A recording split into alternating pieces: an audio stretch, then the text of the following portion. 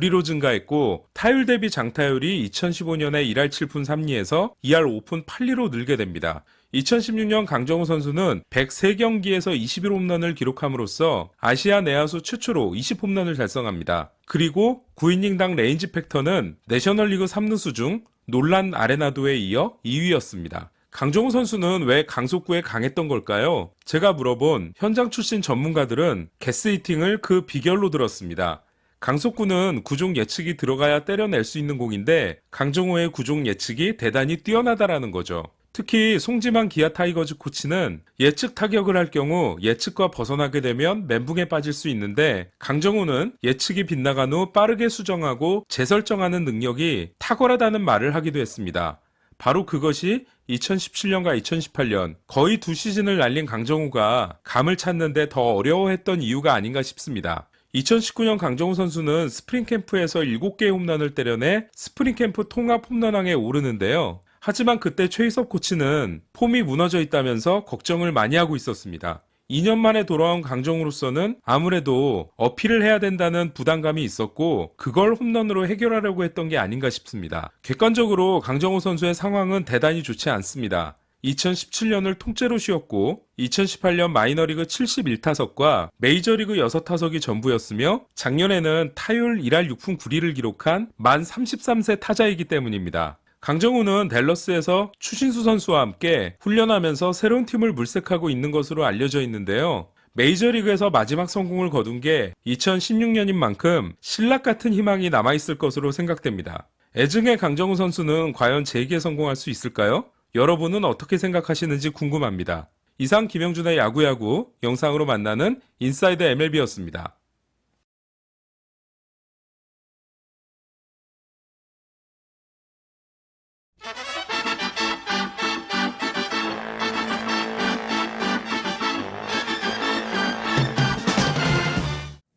이제 정말 막바지에 이른 FA 시장 정리를 좀 할까 하는데요. 최근 2명의 선수가 계약을 마쳤습니다.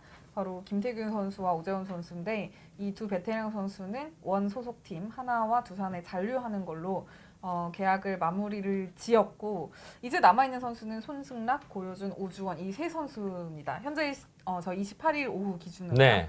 네, 먼저 계약을 마친 김태균 선수와 오재원 선수 내용을 좀 간단하게 정리를 해드리겠습니다. 참 그래도 끝이 보이지 않는 이 FA 시장, 그죠? 네. 이 협상의 끝이 정말 보이지 않는데 이제 뭐 터널이 이렇게 지나가니까 끝이 좀 보입니다. 네. 보이는데 자 김태균 선수는 자 데뷔 20주년을 네. 앞두고 본인의 이제 두 번째 FA를 선언을 했죠. 일본에서 갔다 왔을 때는 사실 이제 FA 신분은 아니었거든요.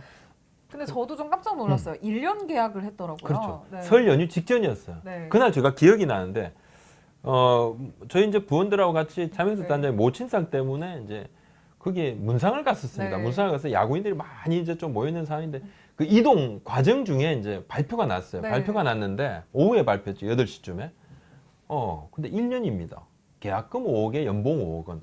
굉장히 놀랐어요. 네, 굉장히 정말 놀랐습니다. 저도 깜짝 놀랐어요. 그러니까 사실은 이제 한때 2년 정도를 생각을 했었는데 네. 여러 가지 이거 계약 기간을 줄이고 그죠? 받는 돈을 조금 올렸다. 이렇게 보시는 게 맞을 것 같아요. 네. 맞을 것 같아요. 맞는데 네, 1년 계약을 한 거는 결국 좀 김태균 선수의 의지가 컸다고 봐야 될까요? 그렇죠. 네. 근데 계약 기간이 길고 돈도 선수들은 누구나 계약 기간을 길게 하고 싶어 하죠. 그쵸. 그건 뭐 김태균 선수도 당연한 겁니다. 근데 그렇게 하고 돈도 이만큼 더 높다 그러면 당연히 단연 계약에 돈이 높으면 몸값이 높으면 이걸 택하겠지만 그렇지 않을 때는 단년 계약으로 줄이고 어느 정도 그 해에 받는 돈을 조금 더 높이는. 그래서 이 계약금 5억 원이 바로 이제 그런 의미가 아닌가. 그러니까 김태균 선수는 2020 시즌을 마치게 되면 올해 연말에는 1년 계약을 또 해야 되거든요. 네. 1년 계약을 해야 됩니다. 그러면 계약금 5억 원은 사실은 좀 고민할 수 있는 그런 부분들에서 빠지는 것이죠. 네. 협상 테이블에서는 조금 내려놔야 되는 그 네. 금액입니다. 그래서 연봉 5억 원 가지고 이제 스타트를 하게 되는데 물론 올해 받는 돈은 당연히 10억이죠. 네. 근데 연봉 5억 원이 왜 조금 의미가 다르냐면 올해 본인이 활약한 부분에 대해서 연봉 5억 원이 스탠다드가 될 것입니다. 거기서부터 더 얼마큼 올리느냐 내리느냐 이런 부분이 될 거기 때문에 네. 10억이 스탠다드가 되는 것이 아니다. 이 말씀을 조금 드릴 수 있고 본인은 1년 뒤에 자신의 나의 기량을 네. 재평가 받겠다 이렇게 이야기를 하고 구단 같은 경우는 뭐 크게 손해 볼 게 없죠. 물론 조금 더 제가 볼 때는 1년에 줘야 될 돈은 조금 더 늘어났을 겁니다. 2년에 2년이나 3년 계약을 했다고 그렇습니다. 쳤을 때, 단연 네. 계약보다는 1년에 줘야 되는 돈은 조금 더 늘어났을 거예요. 하지만 당장 지금 지출 금액을 조금 줄인 측면이 있고 또 하나는 2020년에 김태균 선수의 분발을 기대를 할 수 있다는 네. 거죠. 그죠? 예, 그 부분은 동기부여를 저절로 좀 준다. 그리고 네. 실제 지금 김태균 선수가 아무리 뭐 지금 장타력이 다운이 되고 클러치 능력이 예전만 못하다 그래도 지난해에 그러니까 규정 타석을 채우고 3할을 친 선수는 팀 내 김태균 선수밖에 없다. 네. 그것이 하나의 현실이다. 김태균 선수도 이제 이런 협상 과정이나 뭐 언론에서 나오는 이야기, 뭐 시장의 평가 이런 걸 보면서 네, 좀 본인이 이제 정말 1년 동안 스스로도 동기부여를 갖고 좀 자존심을 회복하고 싶다는 이야기를 이제 인터뷰 때 많이 하더라고요. 그렇습니다. 네. 저도 내심 그렇다면 이제 김태균 선수가 어느 정도를 좀 해줘야 될 것인가.